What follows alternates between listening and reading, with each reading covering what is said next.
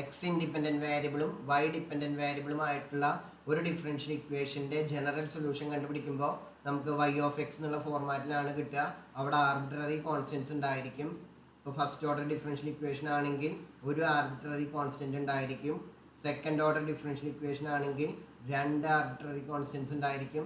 നമ്മൾ ലാസ്റ്റ് ക്ലാസ്സിൽ homogeneous linear differential equation, second order differential equation with constant coefficient, ഈ ടൈപ്പിലുള്ള സെക്കൻഡ് ഓർഡർ ഡിഫറൻഷ്യൽ ഇക്വേഷൻ്റെ ജനറൽ സൊല്യൂഷൻ കണ്ടുപിടിക്കുന്നത് എങ്ങനെയാണ് പഠിച്ചിട്ടുണ്ടായിരുന്നു. ഏത് കേസിലാണെങ്കിലും നമുക്കവിടെ C1 C2 എന്നുള്ള രീതിയിൽ രണ്ട് ആർബിട്രറി കോൺസ്റ്റൻസ് ഉണ്ടായിരുന്നു. നമ്മളവിടെ യൂസ് ചെയ്യുന്നത് C1 C2 ആണെന്ന് മാത്രം. ഇനി തേർഡ് ഓർഡർ ആണെങ്കിൽ അവിടെ മൂന്ന് ആർബിട്രറി കോൺസ്റ്റൻസ് ഉണ്ടായിരിക്കും ജനറൽ സൊല്യൂഷനിൽ. സോ ആർബിട്രറി കോൺസ്റ്റൻസ് ഇൻവോൾവ് ചെയ്യുന്ന ഡിഫറൻഷ്യൽ ഇക്വേഷൻ്റെ സൊല്യൂഷൻസിനെയാണ് ജനറൽ സൊല്യൂഷൻസ് എന്ന് വിളിക്കുന്നത്. ദെൻ ആർബിട്രറി കോൺസ്റ്റൻസിന് ഏതെങ്കിലുമൊക്കെ വാല്യൂസ്, റിയൽ നമ്പേഴ്സ് അസൈൻ ചെയ്ത് കൊടുക്കുമ്പോൾ കിട്ടുന്ന സൊല്യൂഷൻസിനെ ആ ഡിഫറൻഷ്യൽ ഇക്വേഷൻ്റെ പെർട്ടിക്കുലർ സൊല്യൂഷൻസ് എന്ന് വിളിക്കും. ഡിഫറെൻറ്റ് വാല്യൂസ് അസൈൻ ചെയ്ത് കൊടുക്കുമ്പോൾ നമുക്ക് ഡിഫറെൻറ്റ് പെർട്ടിക്കുലർ സൊല്യൂഷൻസ് കിട്ടും. ഇനി കുറച്ച് കണ്ടീഷൻസ് സാറ്റിസ്ഫൈ ചെയ്യുന്ന വിധത്തിൽ ഒരു ഡിഫറൻഷ്യൽ ഇക്വേഷൻ്റെ പെർട്ടിക്കുലർ സൊല്യൂഷൻ കണ്ടുപിടിക്കുവാനുള്ള ഒരു ടൈപ്പാണ് ഇനീഷ്യൽ വാല്യൂ പ്രോബ്ലം. മറ്റൊരു ടൈപ്പും കൂടി ഉണ്ട്, ബൗണ്ടറി വാല്യൂ പ്രോബ്ലം. ഇത് നമ്മളെല്ലാ കേസിലും, ഇത് നമ്മളൊരു മെത്തേഡ് മാത്രമാണ് ആകെ പഠിച്ചിട്ടുണ്ടായിരുന്നത്, ഏറ്റവും സിംപ്ലസ്റ്റ് ആയിട്ടുള്ള മെത്തേഡാണ്. ഇതേപോലെ തന്നെ തേർഡ് ഓർഡർ ഉണ്ട്, ഫോർത്ത് ഓർഡറിലും കുറച്ച് പ്രോബ്ലംസ് നമ്മൾ ഡീൽ ചെയ്യുന്നുണ്ട്. ഇനി ഇതല്ലാണ്ട് വേറെയും മെത്തേഡുകൾ, ഇപ്പോൾ ഹോമോജിനസും കോൺസ്റ്റൻറ്റ് കോഎഫിഷ്യൻ്റൊക്കെയാണ് നമ്മൾ പഠിച്ചിട്ടുള്ളത്. ഇനി നോൺ ഹോമോജിനസ് ഒക്കെ നമ്മൾ ചെയ്യാൻ പഠിക്കും. അപ്പോൾ ഏത് കേസിലാണെങ്കിലും നമുക്ക് ഇനീഷ്യൽ വാല്യൂ പ്രോബ്ലംസ്, അതായത് കേസുകളിൽ നമുക്ക് ഇനീഷ്യൽ വാല്യൂ പ്രോബ്ലംസ് ഉണ്ടായിരിക്കും. അപ്പോൾ ലാസ്റ്റ് ക്ലാസ്സിൽ പഠിച്ച ടൈപ്പ് പ്രോബ്ലത്തിൽ ഇനീഷ്യൽ വാല്യൂ പ്രോബ്ലം എങ്ങനെ സോൾവ് ചെയ്യാം എന്നുള്ളതാണ് ഈ ക്ലാസ്സിൽ ഡിസ്കസ് ചെയ്യുന്നത്. അപ്പോൾ ഈ കേസിൽ ഇതിൻ്റെ ജനറൽ ഫോം ഇങ്ങനെയായിരിക്കും: a into Y double dash plus B into Y dash plus C into Y equal to 0, y of x naught equal to y naught and y dash of x naught equal to y1. അതല്ലെങ്കിൽ ഇപ്പോൾ ഇവിടെ independent variable X ആണെന്ന് കാണിക്കാൻ ഇങ്ങനെ എഴുതിയെന്ന് മാത്രം: a into D square Y by D X square plus B into D Y by D X plus C Y equal to 0. അപ്പോൾ ഇവിടെ general solution y of X എന്നുള്ള ഫോർമാറ്റിലായിരിക്കും. ഇപ്പോൾ ഇവിടെ എക്സിന് പകരം ടി ആണ് ഇൻഡിപെൻഡൻറ്റ് വേരിയബിൾ. ഇപ്പോൾ D square Y by D T square അങ്ങനെയാണെങ്കിൽ y ഓഫ് ടി ആയിരിക്കും എന്നുള്ള ഒരു ചേഞ്ച് മാത്രമേ ഉണ്ടായിരിക്കുകയുള്ളൂ.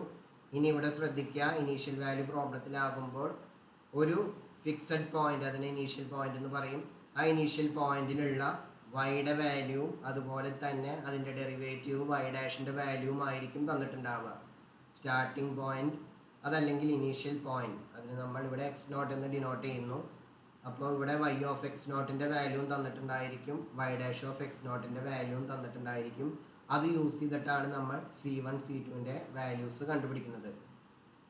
അപ്പോൾ അതെങ്ങനെയാണ് ഈ കേസിൽ നമ്മൾ ഇന്നലെ പഠിച്ച, ലാസ്റ്റ് ക്ലാസ്സിൽ പഠിച്ച കേസിൽ എങ്ങനെയാണ് ഇനീഷ്യൽ വാല്യൂ പ്രോബ്ലം ചെയ്യുന്നതെന്ന് പ്രോബ്ലത്തിലൂടെ മനസ്സിലാക്കാം. ഡയറക്റ്റായിട്ട് പ്രോബ്ലത്തിലേക്ക് കിടക്കുന്നു. Solve the initial value problem 4y double dash minus 4y dash minus 3y equal to 0, y of 0 equal to 1, y dash of 0 equal to 5. അപ്പോൾ നമ്മൾ ആദ്യം സാധാരണ പോലെ ഈ ഡിഫറൻഷ്യൽ ഇക്വേഷൻ്റെ ജനറൽ സൊല്യൂഷൻ കണ്ടുപിടിക്കുന്നു, അതായത് ആർബിട്രറി കോൺസ്റ്റൻസ് ഉള്ള ജനറൽ സൊല്യൂഷൻ കണ്ടുപിടിക്കുന്നു. അതുവരെ ലാസ്റ്റ് ക്ലാസ്സിൽ പഠിച്ചിട്ടുള്ളത് പോലെ തന്നെയാണ്. അപ്പോൾ അതിനു വേണ്ടി നമുക്കിതിൻ്റെ ഓക്സിലറി ഇക്വേഷൻ ആവശ്യമുണ്ട്. ഇതിൻ്റെ ഓക്സിലറി ഇക്വേഷൻ ഇങ്ങനെ വരും: 4m square minus 4m minus 3 equal to 0. Quadratic equation വെച്ച് ഇത് സോൾവ് ചെയ്യാം. a ഈക്വൽ ടു 4ഉം b ഈക്വൽ ടു മൈനസ് 4ഉം c ഈക്വൽ ടു മൈനസ് 3യുമാണ്. So m equal to minus of minus 4 എന്ന് വരും, minus B plus or minus root of B square minus 4ac all divided by 2a. ഈ ഫോർമുലയാണ് ഇപ്പോൾ use ചെയ്യുന്നത്. Minus 4ൻ്റെ square 16, 4 into 4ac ആണ്, minus 3 divided by 2a, അപ്പോൾ 2 into 4. അപ്പോൾ ഇവിടെ റൂട്ടിൻ്റെ ഉള്ളിലെ 16 പ്ലസ് 48, അപ്പോൾ അത് 64 ആണ്. Root 64 by 8. ഇപ്പോൾ റൂട്ട് 64 8 ആയതുകൊണ്ട് പോസിറ്റീവ് റൂട്ട് കൺസിഡർ ചെയ്യുന്നു. 4 പ്ലസ് ഓർ മൈനസ് 8 ബൈ 8. അപ്പോൾ m equal to 4 plus 8 by 8ഉം 4-8/8 ഈ കേസിൽ 12/8 ഇവിടെ -4/8 നമുക്കതൊന്ന് സിംപ്ലിഫൈ ചെയ്യാവുന്നതാണ്. 12/8 എന്ന് വെച്ചാൽ 3/2, ഇവിടെ -1/2. സോ ഡിഫറെൻ്റ് ആയിട്ടുള്ള റിയൽ റൂട്ടാണ്.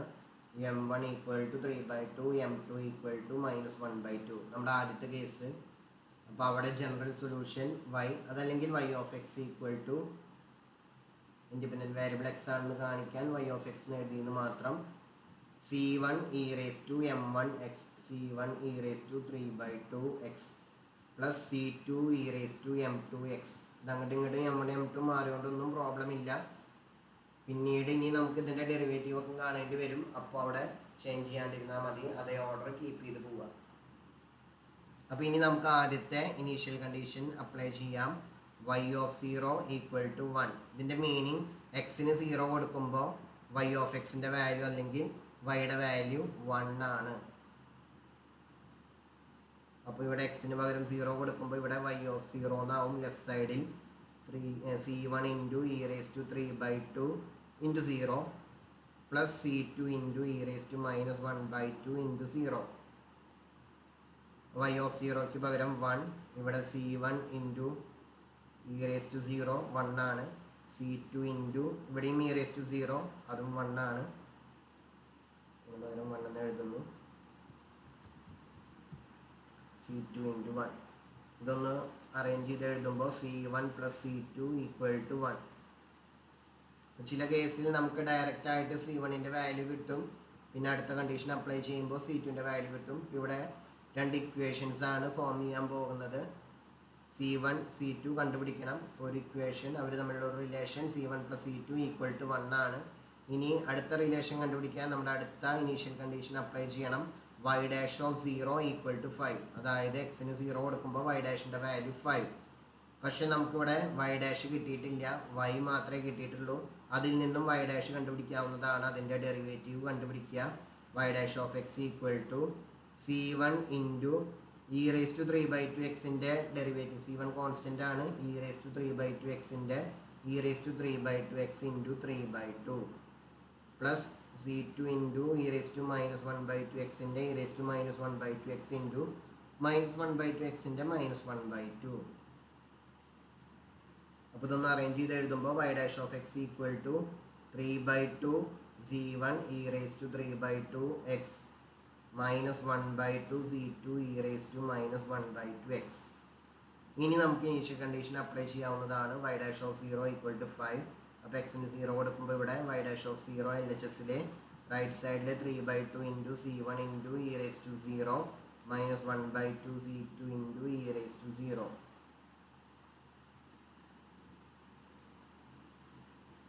അപ്പോൾ ഇനി നമുക്കിവിടെ y dash of 0യുടെ വാല്യൂ 5 എന്ന് കൊടുക്കാം. ഇതൊന്ന് ഓർഡർ ചേഞ്ച് ചെയ്തിട്ട് എഴുതുന്നു.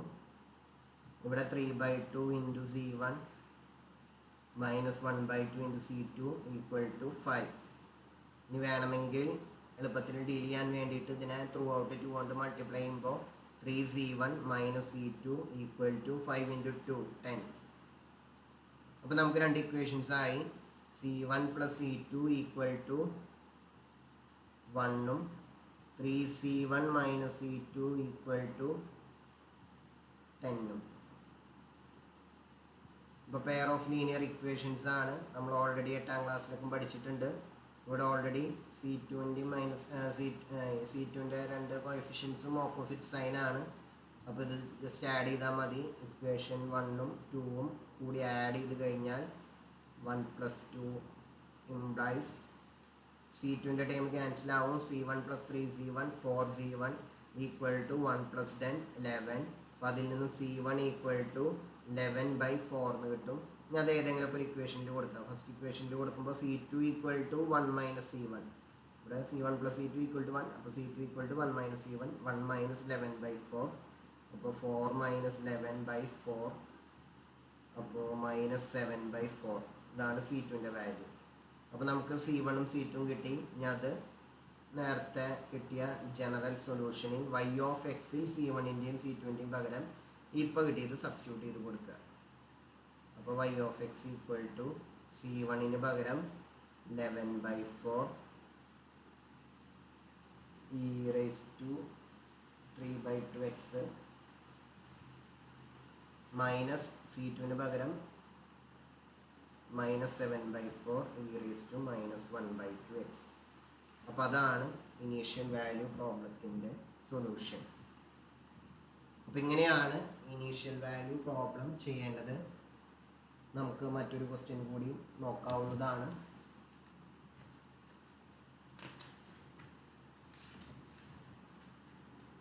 Solve the initial value problem. ഞാൻ IVP എന്ന് ഷോർട്ടായിട്ട് എഴുതുന്നു.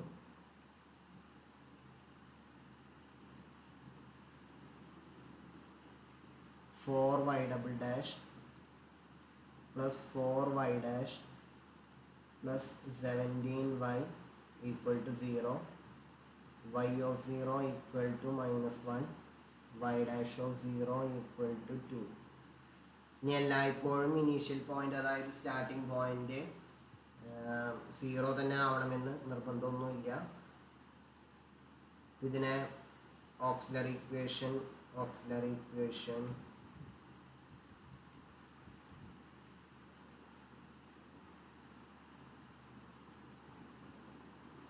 4m² plus 4m plus 17 equal to 0. അപ്പോൾ ഇതിനെ സാധാരണ ക്വാഡ്രാറ്റിക് ഫോർമുല യൂസ് ചെയ്തിട്ട് സോൾവ് ചെയ്യാവുന്നതാണ്. c equal to 17, m equal to -4 plus or minus 4ൻ്റെ square 16, ഇവിടെ 4 × 4 × 17 ഡിവൈഡഡ് ബൈ 2 × 4. അപ്പോൾ റൂട്ടിൻ്റെ ഉള്ളിൽ 16 × 17 56 272 -4 plus or minus 272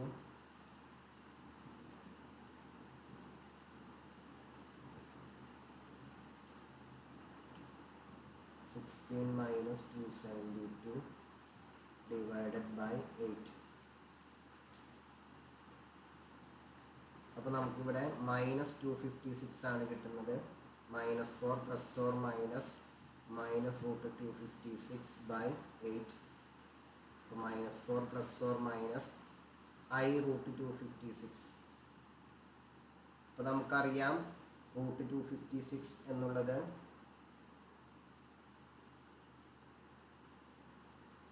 (16 × 16) ആണ് 256. അപ്പോൾ അത് √256 പകരം 16 എന്ന് റീപ്ലേസ് ചെയ്ത് കൊടുക്കുന്നു. -4 plus or minus i16 by 8. ഇനി നമുക്കിതിൻ്റെ റിയൽ പാർട്ടും ഇമാജിനറി പാർട്ടും സെപ്പറേറ്റ് ചെയ്യണം. അപ്പോൾ നമുക്കിങ്ങനെ കിട്ടും -4/8 plus or minus i16 by 8. അപ്പോൾ -1/2 plus or minus i2. അപ്പോൾ ആൽഫ പ്ലസ് ഐ ബീറ്റ ഇതുമായിട്ട് കമ്പയർ ചെയ്യുമ്പോൾ ആൽഫ ഈക്വൽ ടു -1/2. തേർഡ് കേസാണ് ബീറ്റ ഈക്വൽ ടു 2.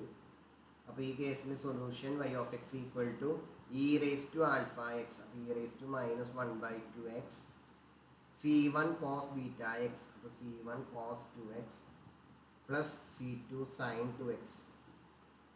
അപ്പോൾ ഇതാണ് ഇതിൻ്റെ ജനറൽ സൊല്യൂഷൻ. ഇനി നമുക്ക് ആദ്യത്തെ ഇനീഷ്യൽ കണ്ടീഷൻ അപ്ലൈ ചെയ്യാം. y of 0 equal to -1. y of 0 equal to -1. അപ്പോൾ ഇവിടെ ലെഫ്റ്റ് സൈഡ് y of 0 എക്സിന് പകരം 0 എന്ന് കൊടുക്കുമ്പോൾ ഇവിടെ e⁻0 എന്നാവും. അത് 1 ആയിട്ട് പോകും. c1 cos 0 plus c2 sin 0. അപ്പോൾ നമുക്കറിയാം cos 0 1ഉം sin 0 0 ആണ്. ഇതിൽ നിന്നും y of 0ക്ക് പകരം -1. e⁻0 1 ആണ്. അപ്പോൾ 1 × c1 × 1 പ്ലസ് c2 × 0. ഇതിൽ നിന്നും ഈ ടൈം പോവും. ഇവിടെ c1 ആവും. c1 ഈക്വൽ ടു -1 കിട്ടും. അപ്പോൾ നമ്മൾ ഇതിൽ സബ്സ്റ്റിറ്റ്യൂട്ട് ചെയ്ത് കിടക്കുന്നു. അപ്പോൾ നമുക്ക് ആദ്യം തന്നെ c1ൻ്റെ വാല്യൂ കിട്ടി. അത് ഇക്വേഷൻ 1ൽ ഞാൻ സബ്സ്റ്റിറ്റ്യൂട്ട് ചെയ്ത് കൊടുക്കുന്നു. Substitute in 1. അപ്പോൾ y of x ഇങ്ങനെ ഒന്ന് ചെറുതായി e⁻−1/2x minus cos 2x plus c2 sin 2x. അപ്പോൾ ഇപ്പോഴും നമുക്ക് c2 അൺനോൺ ആയിട്ട് കിടക്കുകയാണ്. അപ്പോൾ അത് കണ്ടുപിടിക്കാൻ വേണ്ടി അടുത്ത initial condition y dash of 0 equal to 2. അപ്പോൾ അത് അപ്ലൈ ചെയ്യണമെങ്കിൽ നമുക്ക് y ഡാഷ് ഓഫ് എക്സ് കണ്ടുപിടിക്കണം, ഇതിൻ്റെ ഡെറിവേറ്റീവ് കണ്ടുപിടിക്കണം. നേരത്തെ പോലെ അത്ര ഈസി അല്ല, കാരണം ഇവിടെ പ്രോഡക്റ്റ് റൂൾ ആവശ്യമുണ്ട്. ഇതൊരു ഫംഗ്ഷനാണ്, നമുക്ക് ബ്രാക്കറ്റിൻ്റെ ഉള്ളിലുള്ളതൊരു ഫംഗ്ഷനും ഇത് മറ്റൊരു ഫംഗ്ഷനായിട്ട് നമുക്ക് ട്രീറ്റ് ചെയ്യാം. ഇല്ലെങ്കിൽ പിന്നെ ബ്രാക്കറ്റ് ഓപ്പൺ ചെയ്ത് കഴിഞ്ഞാൽ നമുക്ക് 2 പ്രാവശ്യം പ്രൊഡക്റ്റ് റൂൾ ആവശ്യം വരും. അപ്പോൾ അതിന് നല്ലത് ഇതൊരു ഫംഗ്ഷനായിട്ട് നിർത്തുന്നു, ഇത് രണ്ടും കൂടി കമ്പൈൻ ചെയ്ത് ഒറ്റ ഫംഗ്ഷൻ. സോ പ്രൊഡക്റ്റ് റൂൾ ആവശ്യമുണ്ട്. e⁻1/2x ഇൻറ്റു ബ്രാക്കറ്റിൻ്റെ ഉള്ളിലുള്ളവരുടെ ഡെറിവേറ്റീവ് മൈനസ് കോസ് എക്സിൻ്റെ കോസ് 2x ആണ്. കോസ് 2xൻ്റെ derivative minus sine 2x into 2 ആണ്. അപ്പോൾ ഒരു മൈനസ്, ഈ മൈനസും കൂടി പോവും, പിന്നെ ഒരു 2 കൂടി ഉണ്ട്, 2 cos 2x കിട്ടും. ഇനി അടുത്ത ടേം c2, അതുപോലെ തന്നെ നിർത്തുക. സൈൻ 2xൻ്റെ 2c2 cos 2x, സൈൻ 2xൻ്റെ cos 2x ഇൻറ്റു 2 ആണ്. നേരത്തെ cos 2xൻ്റെ മൈനസ് സൈൻ 2x ഇൻറ്റു 2 ആണ്. ഓൾറെഡി ഒരു മൈനസ് കൂടി ഉണ്ട്, അത് ചേർന്നിട്ടാണ് അതിങ്ങനെയായിട്ട് മാറുന്നത്. കഴിഞ്ഞിട്ടില്ല. ഇപ്പോൾ first function into derivative of second function plus first ഫംഗ്ഷൻ്റെ ഡെറിവേറ്റീവ് e⁻1/2xൻ്റെ ഡെറിവേറ്റീവ് -1/2 e⁻1/2x ആണ്. ദെൻ ആ ടേമുകൾ അതുപോലെ തന്നെ നിർത്തുന്നു. cos 2x into 2x plus c2 sin 2x. അപ്പോൾ നമുക്ക് y ഡാഷ് ഓഫ് എക്സ് ആയി. ഇനി നമ്മുടെ initial condition y dash of 0 equal to 2. അപ്പോൾ എക്സിന് പകരം 0 എന്ന് കൊടുക്കുക, y ഡാഷ് ഓഫ് 0 ആയിരിക്കും LHS. ഇവിടെ e⁻0, ഇവിടെ 2 ഇൻറ്റു cos 0 പ്ലസ് ഇവിടെ 2c2, ഇവിടെ sin 2x ആണ്. cos 2xൻ്റെ എഴുതിയിട്ടൊന്ന് മാറിയിട്ടുണ്ടായിരുന്നു, sin 2x. ഓക്കെ, അപ്പോൾ ഇവിടെ sin 0 ആണ്, 2 into sin 0 plus 2c2 into cos 0. ആദ്യത്തെ ബ്രാക്കറ്റ് കഴിഞ്ഞു. ഇവിടെ -1/2 ഇൻറ്റു e⁻0 തന്നെ. അഗെയിൻ ഇവിടെ മൈനസ് cos 2x ആണ്, അപ്പോൾ minus cos 0 plus c2 sin 0. ഇതിൽ നിന്നും y ഡാഷ് ഓഫ് 0ക്ക് പകരം 2 എന്ന് കൊടുക്കുന്നു. ഇവിടെ e⁻0 1 ആണ്, sin 0 0, cos 0 1ഉമാണ്. അപ്പോൾ 1 into 2 into 0 plus 2c2 into 1 -1/2 into 1 into -1, cos 0 1 ആണ്, ഇവിടെ ഓൾറെഡി മൈനസ് ഉണ്ട്, c2 ഇൻറ്റു sin 0 0. അപ്പോൾ 2 ഈക്വൽ ടു ഇവിടെ 2c2, ഇവിടെ -1/2 ഇൻറ്റു -1, അപ്പോൾ +1/2, 2c2 + 1/2. ഇതിൽ നിന്നും 2c2 ഈക്വൽ ടു 2 - 1/2, അതായത് 3/2. So c2 equals 3/4.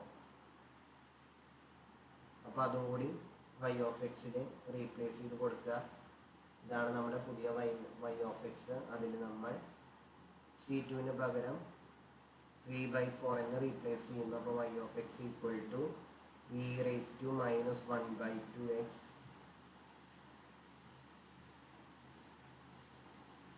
minus cos 2x plus 3/4 cos 2x. sin 2x തന്നെയാണ്, 3/4 sin 2x. ഇതാണ് അതിൻ്റെ ജനറൽ ഫോം, പർട്ടിക്കുലർ സൊല്യൂഷൻ.